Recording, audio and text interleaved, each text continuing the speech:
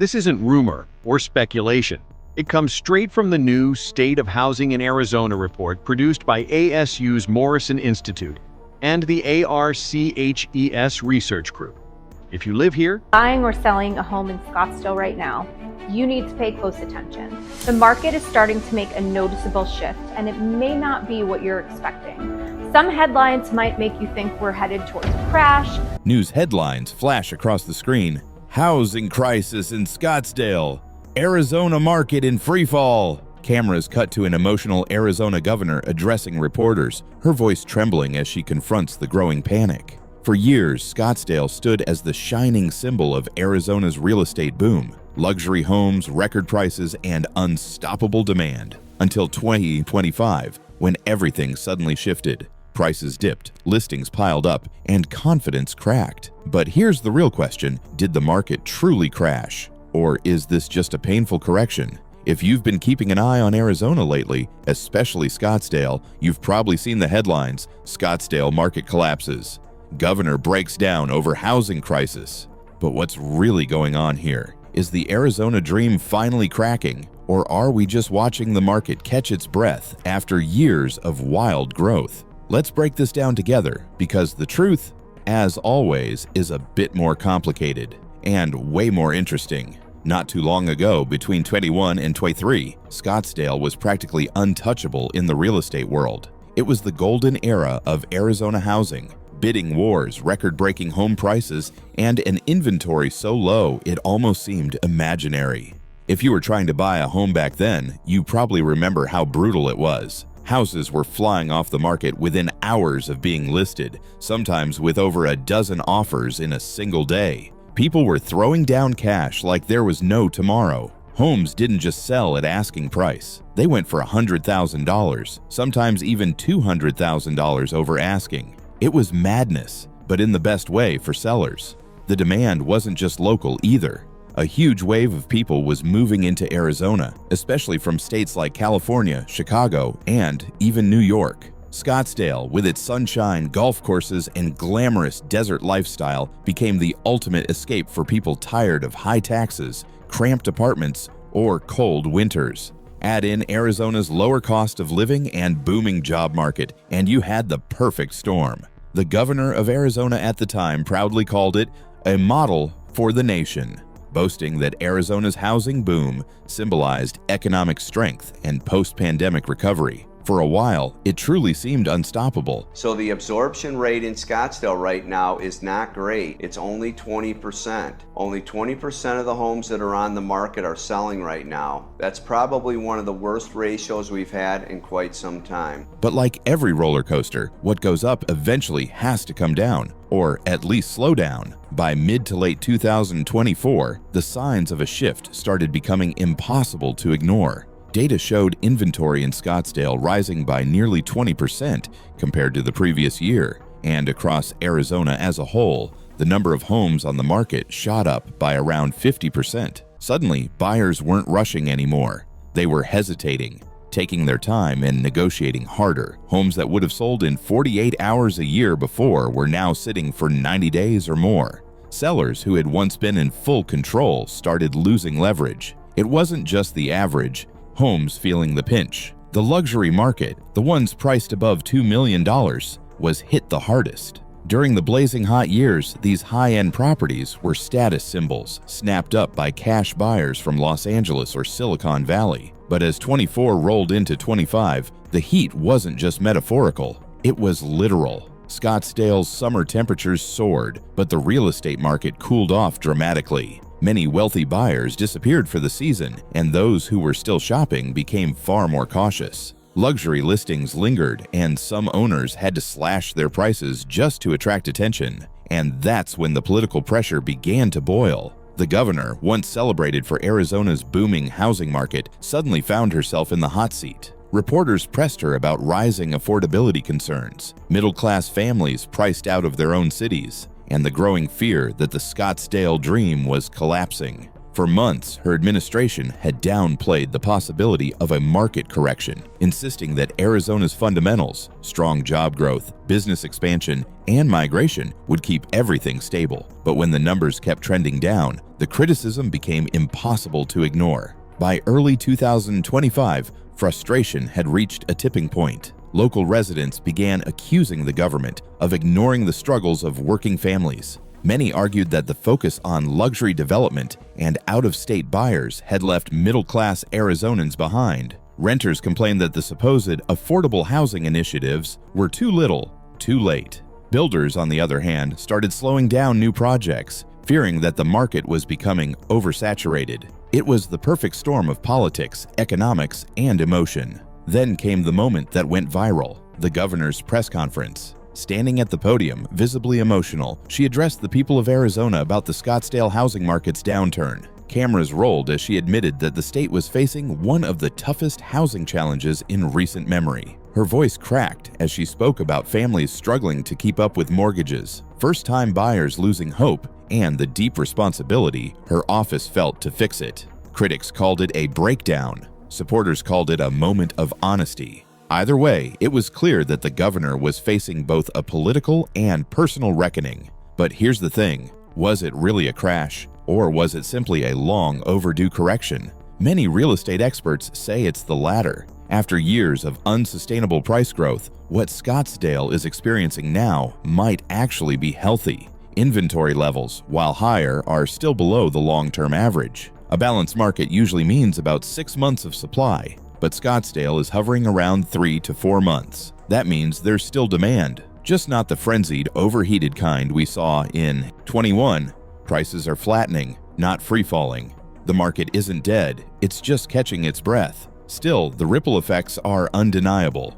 Homeowners who bought at the peak in 22 are now seeing their property values stagnate or even dip slightly. Some feel trapped, unable to sell without taking a loss. Others are watching the value of their investments shrink, even as mortgage rates remain stubbornly high in the 6 to 7% range. On the flip side, buyers who were priced out before are finally seeing opportunities. Homes that have been sitting on the market for months are being discounted, and sellers are offering closing cost credits, renovation allowances, and other incentives just to seal the deal. For savvy buyers, this is actually one of the best times in years to negotiate and build equity. Behind all the drama, one truth stands out. The Arizona housing story is not about collapse. It's about correction. Scottsdale's market is stabilizing after years of chaos. The governor's emotional response reflects how deeply housing affects everyone, not just in numbers, but in human terms. Homes aren't just investments. They're where people build lives, raise kids, and create memories. When a market wobbles, it's not just the economy that trembles, it's people's sense of security. This time. So as we got into summer, the number of expired listings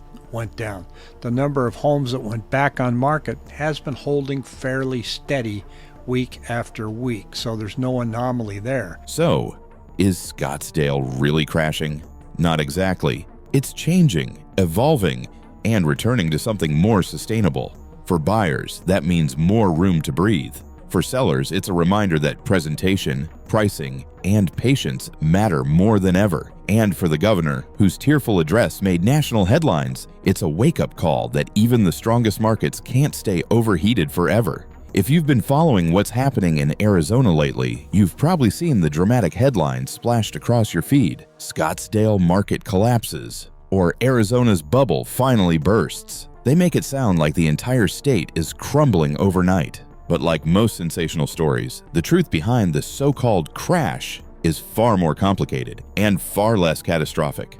What's really happening in Scottsdale isn't the end of the world. In fact, it might just be a much-needed reset after years of record-breaking growth. Still, the panic has been real. Cameras caught Arizona's governor visibly emotional during a press conference, trying to calm a nervous public. With a shaky voice, she said, "It's not a crash, it's a correction." You could almost hear the frustration and exhaustion in her tone. The pressure had been building for months. Real estate agents watching listings pile up, sellers growing desperate, and homeowners afraid their property values might start to slip away. The governor's tears became symbolic, not just of political stress, but of the emotional toll that housing takes on everyone. After all, a home isn't just an investment. It's security, stability, and, for many, a lifelong dream. But the governor's emotional response also fueled the media firestorm. Critics pounced immediately. They accused her administration of ignoring warning signs, failing to manage Arizona's rapid development, and letting housing costs spiral out of control for years. Some argued that zoning policies favored luxury builds over affordable housing, creating a top-heavy market that was bound to stumble. Others said the government didn't do enough to protect middle-class families from being priced out. For them, the correction was too little, too late, a predictable consequence of years of imbalance. On the other side, her supporters jumped in to defend her. They reminded everyone that Arizona's fundamentals were still strong, job growth remained steady, people were still moving to the state in droves, and Scottsdale in particular continued to rank as one of the most desirable places to live in the Southwest. Sure, prices were cooling, but was that really such a bad thing after years of skyrocketing values? For many experts, this wasn't a crisis. It was a reality check. The state wasn't falling apart. It was finally returning to normal. Let's look at the actual numbers that got everyone so worked up. Scottsdale currently has about 3 to 4 months of housing inventory on the market. To put that into perspective, a balanced market, where neither buyers nor sellers have the upper hand, usually means around 6 months of inventory. So while supply has increased, it's nowhere near an oversupply. Prices, too, aren't crashing. They're flattening. After years of double-digit appreciation, it's normal to see prices stabilize. It's the market's way of cooling down after a fever. Job growth in Arizona has also stayed strong, and that's crucial. As long as people are working, earning, and moving to the state, there's always going to be steady demand for housing. That's what separates a correction from a true crash. Back in 2008, job losses triggered a wave of foreclosures and panic sales. But that's not the story this time. Today, analysts are comparing 2025 to 2014, a period when the market simply adjusted after an extended boom. One housing analyst summed it up perfectly. This isn't a crash. It's what a normal market looks like after years of chaos. So why does it feel so dramatic? Because we've been spoiled by years of non-stop growth. For nearly a decade, people got used to homes selling in days, prices climbing month after month, and sellers holding all the cards. Now that things are leveling out, the sudden calm feels like a storm. But this calm is exactly what a sustainable market needs. It allows buyers to breathe, sellers to strategize, and the whole system to regain balance. Still, there's no denying that higher interest rates have thrown a wrench into the equation. With mortgage rates hovering in the 6 to 7% range, many potential buyers are hitting pause. They're watching and waiting, hoping for rates to drop before making their move. This hesitation has created a kind of standstill, a quiet market where homes sit longer and sellers start to sweat. Across Scottsdale, more than 900 homes have been sitting for months, some seeing multiple price cuts. The once unstoppable seller's market has shifted into something new, an opportunity zone for smart, strategic buyers. Realtors like Caitlin Bransky from the elite home team at eXp Realty are calling this the best buyer's leverage we've had in a decade. And she's not exaggerating. When sellers grow anxious and listings linger, buyers suddenly hold the power. Homes that need a bit of love, maybe new carpet, a kitchen refresh, or some landscaping, are being marked down, giving buyers the chance to negotiate concessions, request credits, or snag a deal below market value. These aren't distressed sales. They're opportunities hiding in plain sight. For savvy buyers, this is where equity is made. The homes that everyone else overlooks, the ones sitting on the market a little too long, could be gold mines with just a bit of renovation and vision. Renovation loans and fixer-upper financing programs are also making it easier for buyers to personalize their new homes while building instant value. In other words, while the headlines scream crash, smart investors and homeowners see potential. Meanwhile, the emotional and political ripple effects continue. The governor's tearful address has divided opinion across the state. Some people see it as a sign of weakness. Others see it as authenticity, a rare moment of humanity in politics. Either way, her message was clear. Arizona isn't collapsing, but it is changing. And change, even when uncomfortable, can be healthy. She's since announced several initiatives to stabilize the situation. affordable housing incentives, zoning adjustments to encourage diverse development, and programs to help first-time buyers enter the market. The road ahead won't be easy, but the foundation remains strong. The governor's emotional reaction might have made headlines, but it also drew attention to something often overlooked. Behind every statistic, there are people, families, homeowners, renters, all trying to find their footing in a rapidly shifting landscape. So, is the Scottsdale market in freefall? Not even close. What we're witnessing is a market growing up, moving past its wild, unpredictable phase and into something more sustainable. Yes, the media will always chase drama, but if you look at the facts, Scottsdale's story isn't one of failure, it's one of evolution. For anyone paying attention to Arizona's housing market, things have taken an interesting turn. You've probably noticed that the excitement has turned into concern. Not too long ago, Scottsdale was the place everyone wanted to buy in. Prices were skyrocketing, bidding, wars were breaking out daily, and people were paying hundreds of thousands of dollars over asking just to get their hands on a home. But now, things look very different. The once red-hot market has cooled, and for many homeowners, that shift has hit far too close to home. Let's start with those who bought during the peak in Q2. Remember when mortgage rates were still relatively low and everyone thought prices would just keep climbing forever? Well, those buyers are now feeling the sting of reality. Many of them are what the real estate world calls underwater, meaning they owe more on their mortgage than their home is currently worth. It's a frustrating situation. Imagine paying top dollar for your dream home, only to see its market value slide months later. It's like watching your biggest investment shrink before your eyes. Some homeowners have even admitted to feeling trapped, unable to sell without taking a loss, and hesitant to refinance with higher interest rates. And while that might sound grim, not every corner of the housing world is suffering. Renters, for example, are finally catching a bit of a break. For years, rents in Scottsdale climbed just as fast as home prices, making it tough for people to keep up.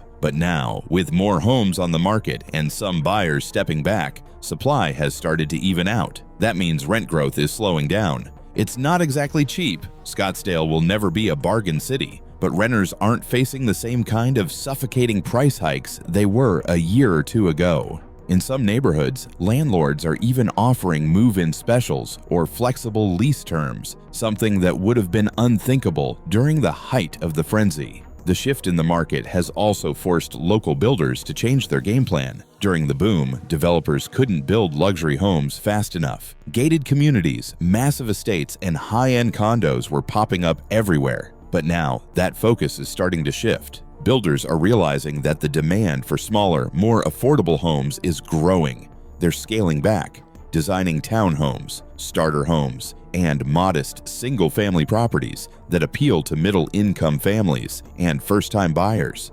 It's a smart move because, let's face it, not everyone can afford a $2 million mansion. This pivot might actually bring more balance to Arizona's housing landscape in the long run, making it more sustainable for locals instead of just catering to wealthy, out-of-state investors. But beyond the numbers, there's an emotional story playing out in Scottsdale and across Arizona. Families who thought they had finally made it into the housing market are now anxious about losing their homes. Some are struggling to keep up with rising mortgage payments, especially those who bought with adjustable-rate loans that are now resetting at higher interest rates. Others are watching the value of their homes decline and worrying that a layoff or medical emergency could push them into foreclosure. It's a heavy emotional toll, not just financially, but psychologically.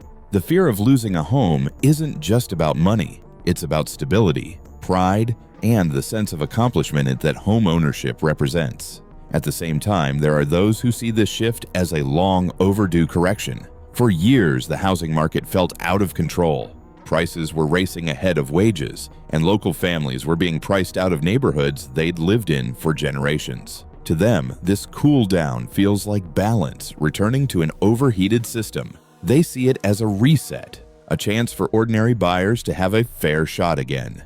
And in a way, they're not wrong. What's happening now might hurt in the short term, but it could also lay the foundation for a more stable future. Of course, when something this big hits an entire state, it doesn't take long for politics to get involved. The pressure on Arizona's governor has been immense. Critics have accused the administration of not doing enough to prevent the affordability crisis and failing to plan for sustainable growth. The governor, once celebrated for championing Arizona's booming economy, suddenly found herself facing angry homeowners, worried developers, and a restless public demanding answers. Then came the moment that grabbed national attention: the governor's emotional press conference. Standing behind the podium, flanked by housing officials and economic advisors, she appeared visibly shaken. Her voice cracked as she spoke, admitting that Arizona was facing a wake-up call. Cameras captured the tears in her eyes as she said, "This isn't just about numbers on a chart. It's about families. It's about our neighbors. It's about people who are trying to build their lives here."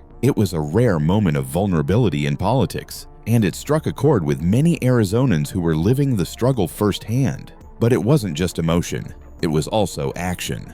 During that same address, the governor announced a series of new plans aimed at easing the housing crisis and preventing future instability. First, she introduced new affordable housing incentives, programs designed to encourage builders to include lower-cost units in their developments. These incentives would help balance the luxury-heavy market that had dominated for years. She also unveiled tax credits for first-time homebuyers, giving young families and working professionals a better shot at entering the market without being crushed by costs. Perhaps the biggest announcement, though, was zoning reform. For decades, restrictive zoning laws had made it difficult to build diverse housing types, particularly in established neighborhoods.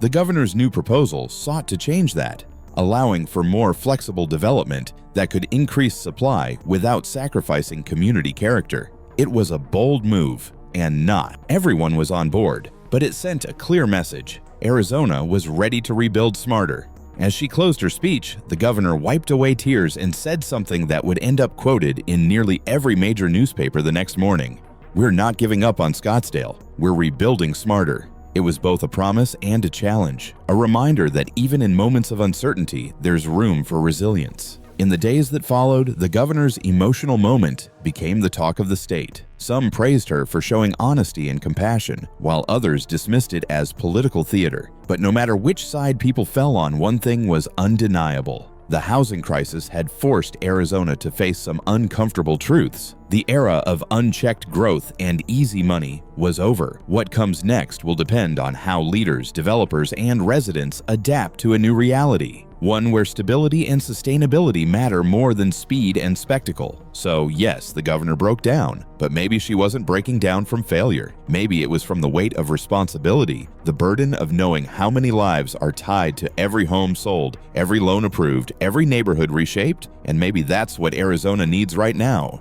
Not denial, but determination. Because even when the market feels uncertain, one thing remains true: this state has always known how to rebuild.